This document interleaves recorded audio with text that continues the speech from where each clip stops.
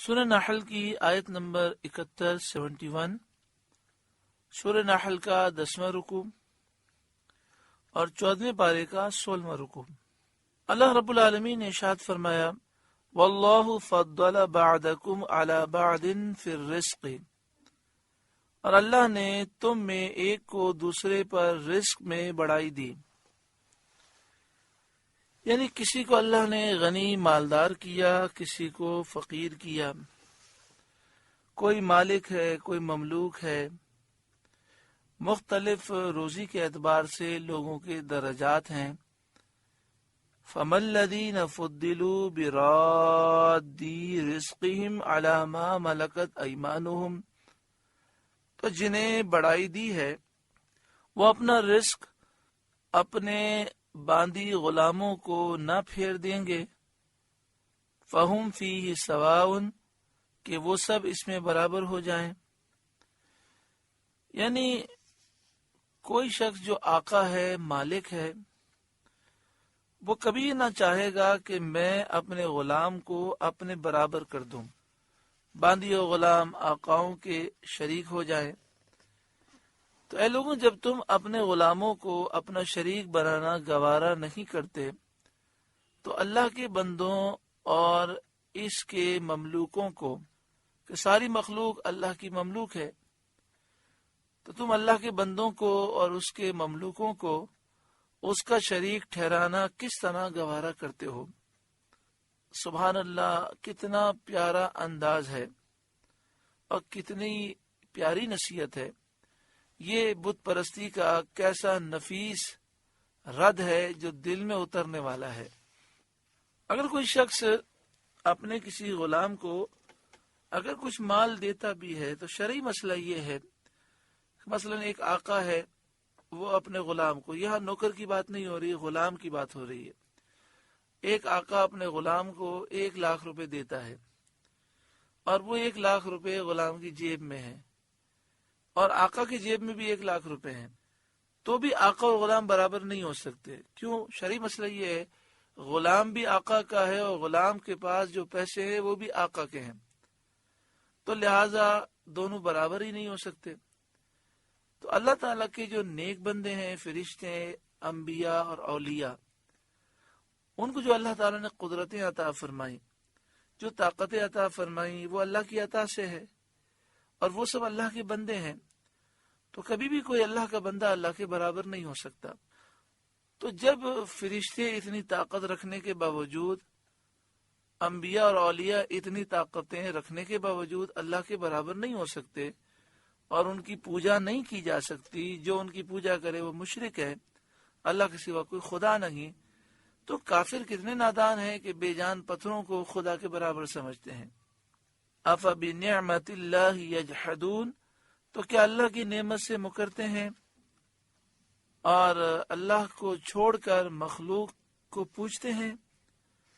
وَاللَّهُ جَعَلَ لَكُم مِّنْ أَنفُسِكُمْ أَزْوَاجًا، اور اللہ نے تمہارے لیے تمہاری جنس سے عورتیں بنائیں۔ وَجَعَلَ لَكُم مِّنْ أَزْوَاجِكُمْ بَنِينَ وَحَفَدَةً، اور تمہارے لیے تمہاری عورتوں سے بیٹے اور پوتے نواسے پیدا کیے۔ کتنا اللہ تعالیٰ کا کرم ہے کہ یہ سارے معاملات کی وجہ سے خاندان بن جاتا ہے، آپس کی محبتیں، اور انسان ان ساری چیزوں سے، اپنے پوتوں سے، نواسوں سے، پوتیوں سے، نواسیوں سے، بیٹے اور بیٹیوں سے دنیا میں چین پاتا ہے۔ یہ سب اللہ تعالیٰ کا فضل ہے، تو چاہیے کہ بندہ شکر کرے۔ وَرَزَقَكُم مِّنَ الطَّيِّبَاتِ، اور تمہیں ستری چیزوں سے روزی دی، قسم قسم کے اناج، غلے، پھل، میوے اور کئی کھانے پینے کی چیزوں سے روزی دی۔ أَفَبِالْبَاطِلِ يُؤْمِنُونَ، تو کیا جھوٹی بات پر یقین لاتے ہیں، یعنی شرک پر اور بت پرستی پر یقین لاتے ہیں۔ وَبِنِعْمَةِ اللَّهِ هُمْ يَكْفُرُونَ، اور اللہ کے فضل سے منکر ہوتے ہیں، اللہ کی نعمت کا یہ انکار کرتے ہیں۔ تفسیر مدارک میں ہے کہ اللہ کی نعمت سے مراد سید عالم صلی اللہ علیہ وآلہ وسلم کی ذات ہے، قرآن ہے، اسلام ہے۔ وَيَعْبُدُونَ مِن دُونِ اللَّهِ مَا لَا يَمْلِكُ لَهُمْ رِزْقًا مِنَ السَّمَاوَاتِ وَالْأَرْضِ شَيْئًا، اور اللہ کے سوا ایسوں کو پوجتے ہیں جو انہیں آسمان و زمین سے کچھ بھی روزی دینے کا اختیار نہیں رکھتے، وَلَا يَسْتَطِيعُونَ، نہ کچھ کر سکتے ہیں، یعنی بتوں کو پوجتے ہیں۔ اب دیکھیں اس آیت کریمہ کو کوئی بنیاد بنا کر اگر یہ کہے کہ فرشتے روزی نہیں دے سکتے، اور جو مسلمانوں کا بنیادی عقیدہ ہے کہ اللہ تعالیٰ نے فرشتوں کو ڈیوٹیاں دی ہیں، حضرت میکائیل روزی تقسیم فرماتے ہیں، اس کا کوئی انکار کرے تو وہ نادان ہے۔ پہلی بات تو یہ ہے کہ یہاں پوجا کی بات ہو رہی ہے، ہم حضرت میکائیل یا کسی فرشتے کو پوجتے نہیں ہیں، کسی فرشتے کو ہم خدا نہیں سمجھتے۔ دوسری بات یہ کہ یہاں بتوں کی مذمت ہے، بتوں کو اللہ نے کوئی ڈیوٹی نہیں دی، کوئی اختیار نہیں دیا، اور فرشتے اللہ کے مقبول بندے ہیں، اللہ نے انہیں اختیارات دیے، ڈیوٹیاں دی۔ تیسری بات یہ کہ فرشتے جو کرتے ہیں اللہ کے حکم سے کرتے ہیں، تو فرشتوں کا دینا در حقیقت اللہ ہی کا دینا ہے۔ اسی طرح کا معاملہ انبیاء اور اولیاء کا ہے، نبی اور ولی مدد کرتے ہیں، اللہ کے حکم سے کرتے ہیں، تو ان کا مدد کرنا در حقیقت اللہ ہی کا مدد کرنا ہے۔ فَلَا تَضْرِبُوا لِلَّهِ الْأَمْثَالَ، تو اللہ کے لیے مانند نہ ٹھہراؤ، یعنی اللہ کا کسی کو شریک نہ کرو، کوئی اللہ کے برابر نہیں۔ اللہ کے سوا کسی کی پوجا کرنا اسے اللہ کے برابر شریک کرنا ہے۔ ان اللہ یعلم، بے شک اللہ جانتا ہے، وانتم لا تعلمون، اور تم نہیں جانتے۔ ضرب اللہ مثلا، اللہ نے ایک کہاوت بیان فرمائی، مثال بیان فرمائی۔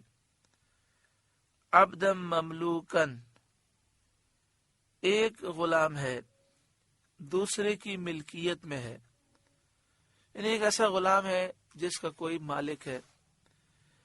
لا یقدر علی شیء، خود کچھ مقدور نہیں رکھتا، یعنی بالکل نکما غلام ہے، عاجز ہے، کوئی اختیار نہیں رکھتا، آقا کے ہاتھوں مجبور ہے۔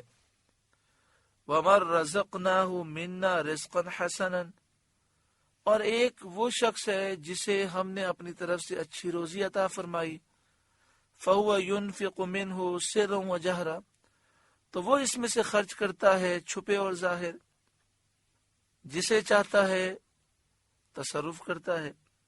یعنی ایک شخص ہے جو غلام ہے، غریب ہے، کنگلا ہے، اور ایک شخص ہے مالدار ہے، آزاد ہے، صاحب مال ہے، اللہ کے فضل سے قدرت اور اختیار رکھتا ہے اور خوب مال خرچ کرتا ہے۔ دونوں انسان ہیں لیکن دونوں برابر نہیں۔ جب دونوں یہ برابر نہیں، غلام اور آزاد برابر نہیں، حالانکہ دونوں اللہ کے بندے ہیں، تو اے نادانو بتاؤ تو صحیح کہ اللہ جو خالق مالک قادر ہے، وہ اور بے اختیار بے قدرت بت یہ برابر کیسے ہو سکتے ہیں؟ حل یستوون، کیا وہ برابر ہو جائیں گے؟ ہرگز نہیں۔ تو جب غلام و آزاد برابر نہیں ہو سکتے، باوجود اس کے کہ دونوں اللہ کے بندے ہیں، تو اللہ خالق مالک قادر کے ساتھ بے قدرت اور بے اختیار بت کیسے شریک ہو سکتے ہیں؟ اور بتوں کو اللہ کے مثل قرار دینا کیسا بڑا ظلم اور کیسی بڑی جہالت ہے۔ الحمدللہ، سب خوبیاں اللہ ہی کے لیے ہیں، بل اکثرهم لا يعلمون، بلکہ ان میں اکثر کو خبر نہیں کہ ایسے واضح دلائل براہین بینہ کے باوجود وہ جانتے نہیں کہ شرک کرنا کتنے بڑے وبال اور عذاب کا سبب ہے۔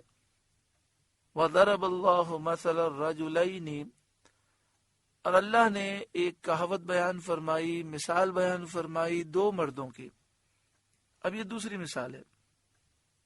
وَضَرَبَ اللَّهُ مَثَلَ الرَّجُلَيْنِ، اور اللہ نے کہاوت بیان فرمائی، مثال بیان فرمائی، دو مرد، احدہما ابکم، ایک گونگا، لا یقدر علی شیء، جو کچھ کام نہیں کر سکتا۔ جو گونگا آدمی ہوتا ہے عام طور پہ ہوتا ہی ہے کہ گونگا وہ ہوتا ہے جو بہرا بھی ہو۔ کہتے یہ ہے کہ گونگا ہونا اصل عیب نہیں ہے، اصل عیب ہوتا ہے بہرا ہونا۔ تو اسی لیے مفسرین نے یہاں پر یہ لکھا ایک گونگا جو کچھ کام نہیں کر سکتا، تو تفسیر میں فرمایا نہ اپنی کسی سے کہہ سکے نہ دوسرے کی سمجھ سکے، وَهُوَ كَلٌّ عَلَى مَوْلَاهُ، اور وہ اپنے آقا پر بوجھ ہے، اَيْنَمَا يُوَجِّهُ لَا يَأْتِ بِخَيْرٍ، جدھر بھیجے کچھ بھلائی نہ لائے، یعنی کوئی کام یہ نہیں کر سکتا۔ یہ مثال ہے کافر کی، اور آگے جو مثال بیان کی گئی وہ مومن کی ہے۔ حل یستوی ہوا، کیا برابر ہو جائے گا یہ، ومن یأمر بالعدل، اور وہ جو انصاف کا حکم کرتا ہے، وہو علی صراط مستقیم، اور وہ سیدھی راہ پر ہے۔ یہ مثال مومن کی ہے۔ معنی یہ ہے کہ کافر ناکارہ گونگے غلام کی طرح ہے، وہ کسی طرح مسلمان کی مثل نہیں ہو سکتا، اس مسلمان کی مثل نہیں ہو سکتا جو انصاف کا حکم کرتا ہے اور سیدھے راستے پر قائم ہے۔ بعض مفسرین کا قول یہ ہے کہ گونگے ناکارہ غلام سے بتوں کو تمثیل دی گئی اور انصاف کا حکم دینا شان الہی کا بیان ہوا۔ اس صورت میں معنی یہ ہے کہ اللہ تعالی کے ساتھ بتوں کو شریک کرنا باطل ہے، کیونکہ انصاف قائم کرنے والے بادشاہ کے ساتھ گونگے اور ناکارہ غلام کو کیا نسبت۔ سورہ نحل کا 10واں رکوع مکمل ہوا۔ اللہ رب العالمین ہمیں نعمتوں پر شکر بجا لانے کی توفیق عطا فرمائے۔ اگر ہم غور کریں تو اللہ تعالیٰ کی کروڑوں اربوں خربوں سے زائد بے حساب رحمتیں، برکتیں اور نعمتیں ہم پر مسلسل برس رہی ہیں، ہم اس کا شکر ادا نہیں کر سکتے۔ ہم رب العالمین کی بارگاہ میں یہ دعا کرتے ہیں کہ اے اللہ تو کرم فرما اور ہمیں شکر کی توفیق عطا فرما، ناشکری سے ہمیں محفوظ فرما، نافرمانی سے محفوظ فرما، آمین بجاہ سید المرسلین صلی اللہ علیہ وآلہ وسلم۔ آپ سے گزارش ہے کہ قرآن کے اس پیغام کو آگے پہنچا کر ثواب جاریہ حاصل کریں۔